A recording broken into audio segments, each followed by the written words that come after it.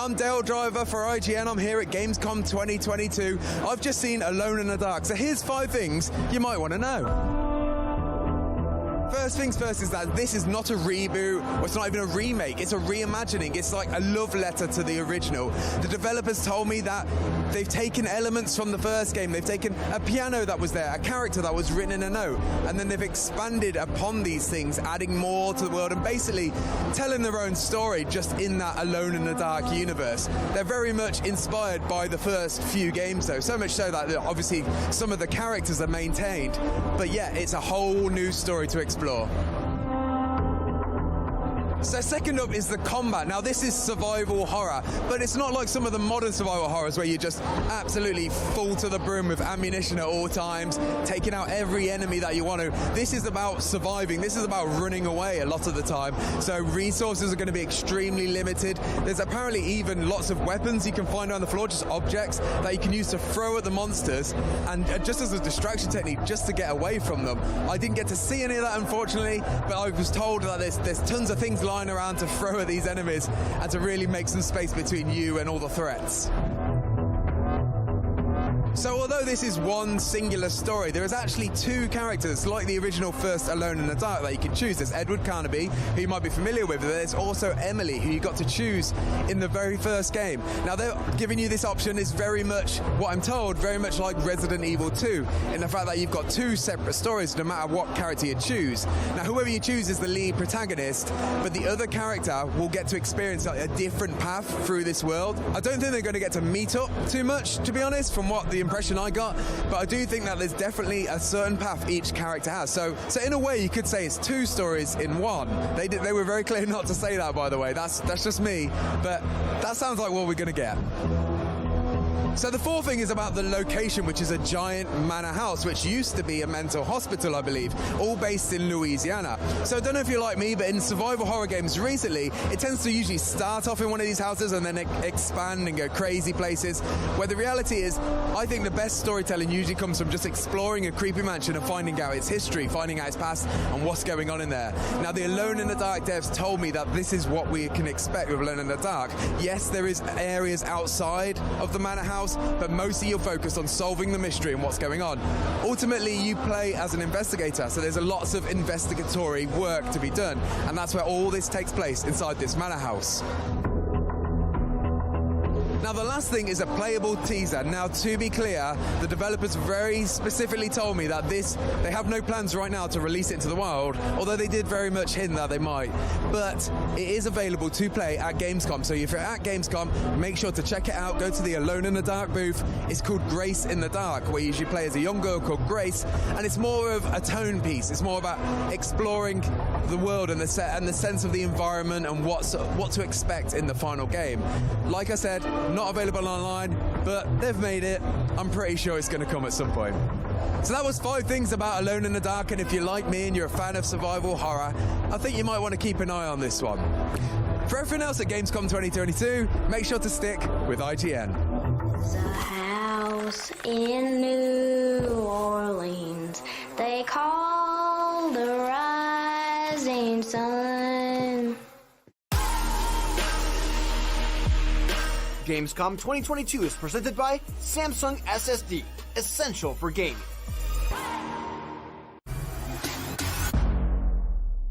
The only thing better than listening to IGN podcasts is watching them. Luckily, all your favorite weekly shows are here on IGN One.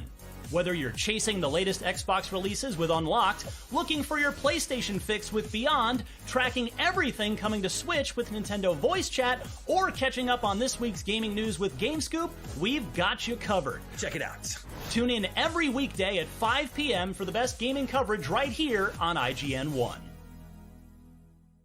If you're not following IGN on social media, what are you waiting for? We're constantly updating our feeds to bring you the latest news, gameplay, custom original content, memes, the best user-generated videos and art, and a whole lot more. Be part of the conversation throughout the year. Follow IGN on Instagram, Twitter, Facebook, TikTok, and Snapchat. Everybody loves watching a speedrun of their favorite game, but what if you got a chance to peek into the mind of the developers behind those games as they watch their hard work get completely destroyed right in front of them? What is happening right now? That's exactly what happens on every episode of Devs React to Speedruns. We invite you to ride along with the developers as they watch, react, and enjoy some of the craziest gameplay by the most skilled speedrunners on the planet. Tune in every Saturday for a brand new episode.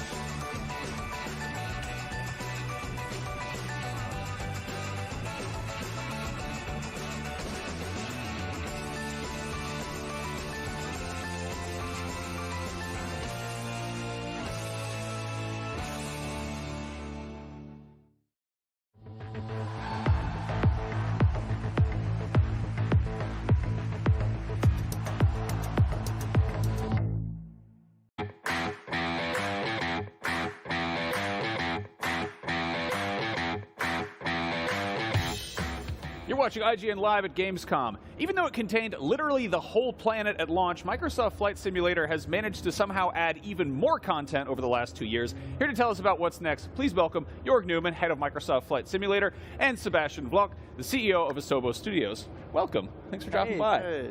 So, big thing right now is helicopters. I know people really want to know what's going on with those.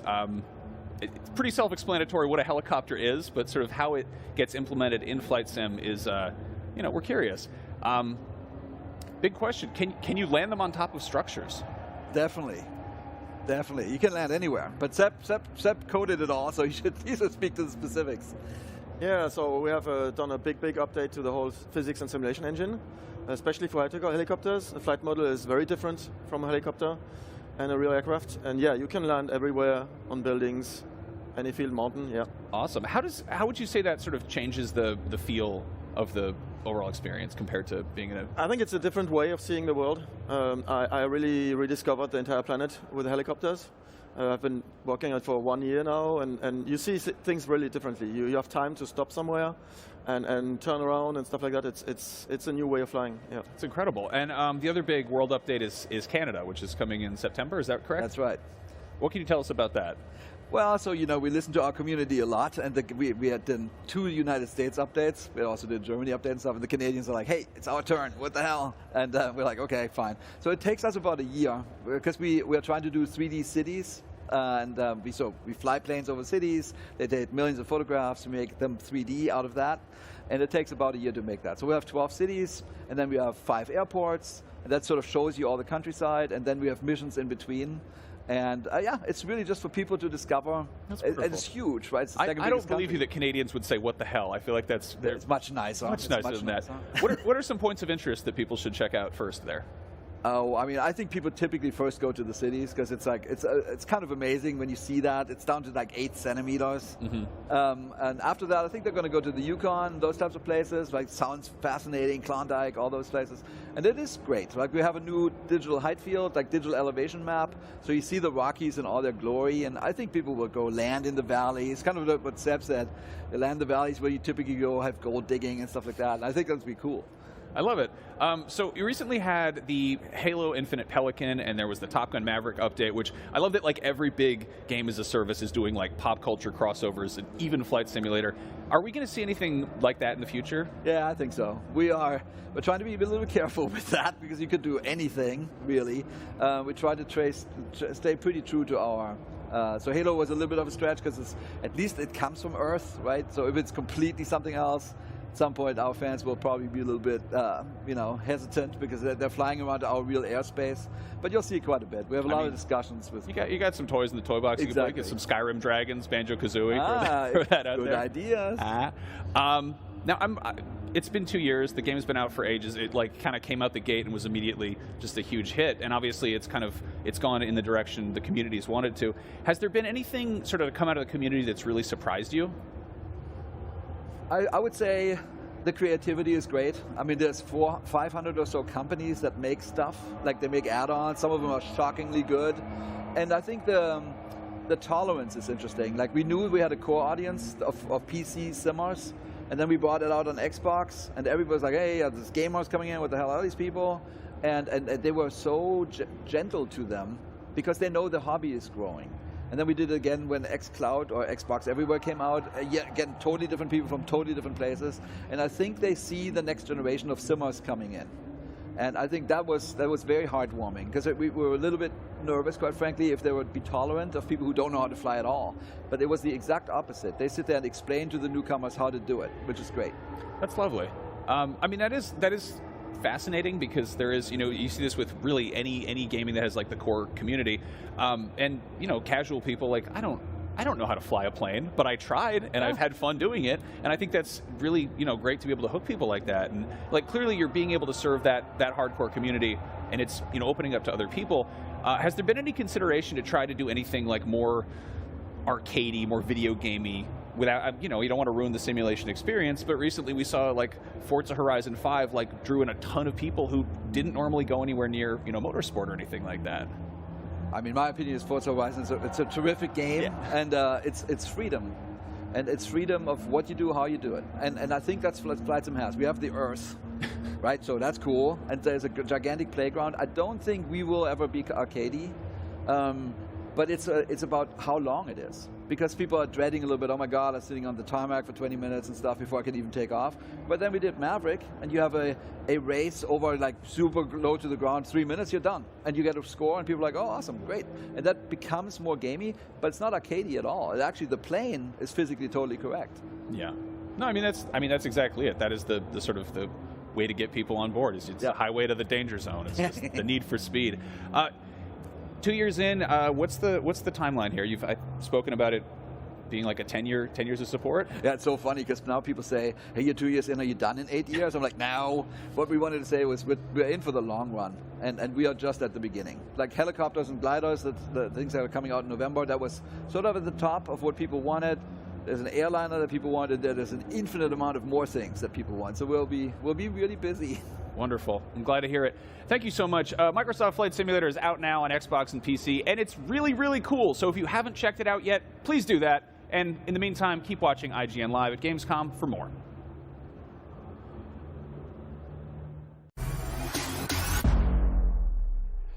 This is Azonzo, an authentic World War I first-person shooter set within the Azonzo River Valley and the European Alps. Let's check out some highlights from a few different playable classes, including the Officer, which can use a flare system to call in artillery, to the Marksman class and its deadly scoped rifle, plus a few others.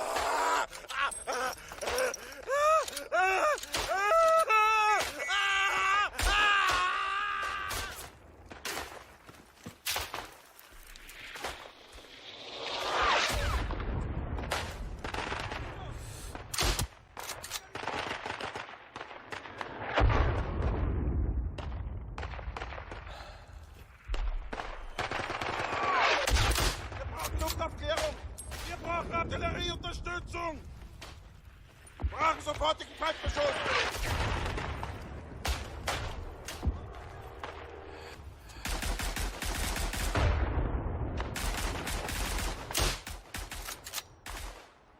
Luftaufklärung angefordert, Männer!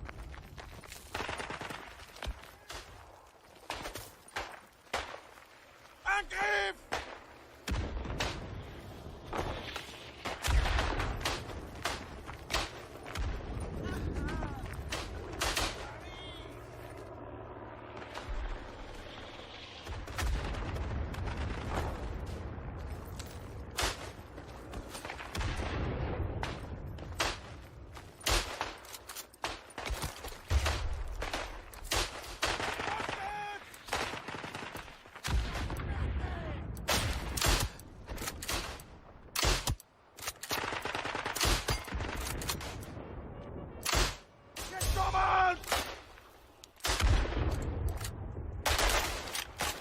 Wir brauchen Artillerieunterstützung!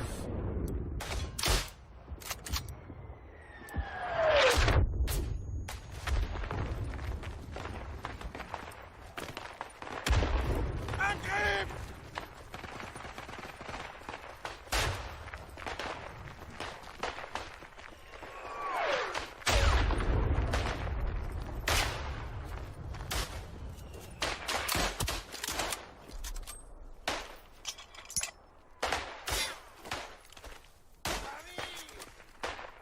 Luftaufklärung ist unterwegs!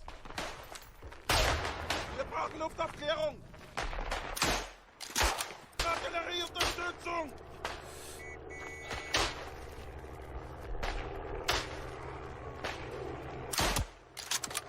Luftaufklärung angefordert, Männer! Feindbeschuss! Alle bereit! Bewegung! Feindbeschuss! Alle bereit!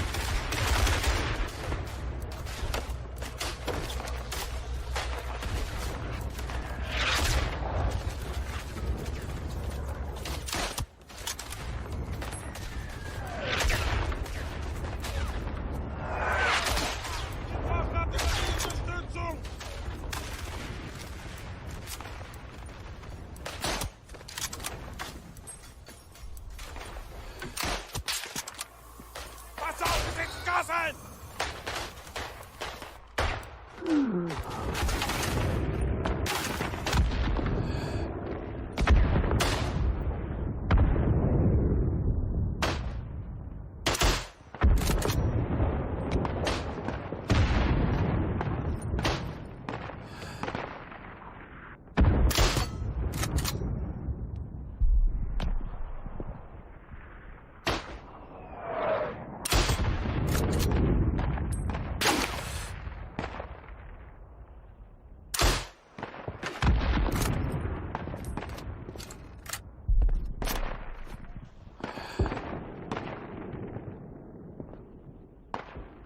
Sofortigen Feindbeschuss! Wir brauchen Luftaufklärung!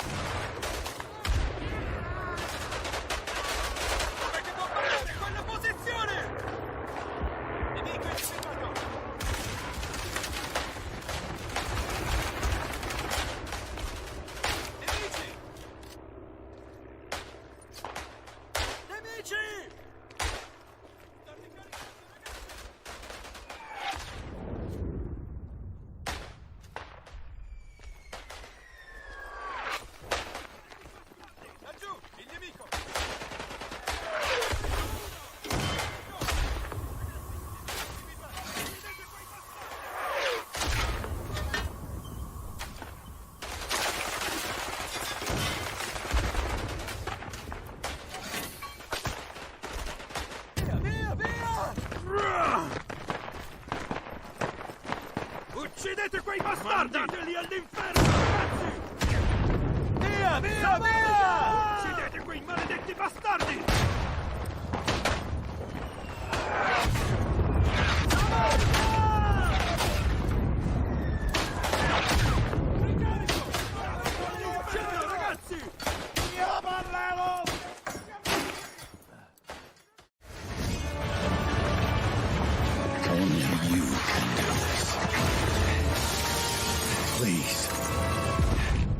What's up, everyone? Mitchell Saltzman right outside the Xbox booth at Gamescom 2022. I just got finished playing about 15 minutes of Lies of P, and I want to walk you through 5 things that I think you should probably know about this game. So the first thing that I think you should know is, it looks like Bloodborne. It's got the vibe of Bloodborne, but it doesn't really super play like Bloodborne. And don't get me wrong, it is still Souls-like, but when I think of Bloodborne, it's this hyper-aggressive style where, you have to run through, you have to, quickly attack enemies to get your health back. Lies of P is a little more deliberate.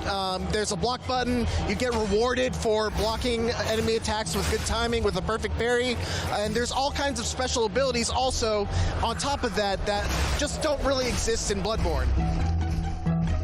The second thing I think you should know are there these things called Legion arms, and basically there are arms that you can attach to your body at the bonfire equivalents, and there's one that lets you shoot out a puppet string that lets you pull enemies towards you. You can pull yourself towards enemies. There's another one that gets you into like an aim down sights kind of mode, and it lets you shoot this explosive drill projectile that just drills into something and then explodes.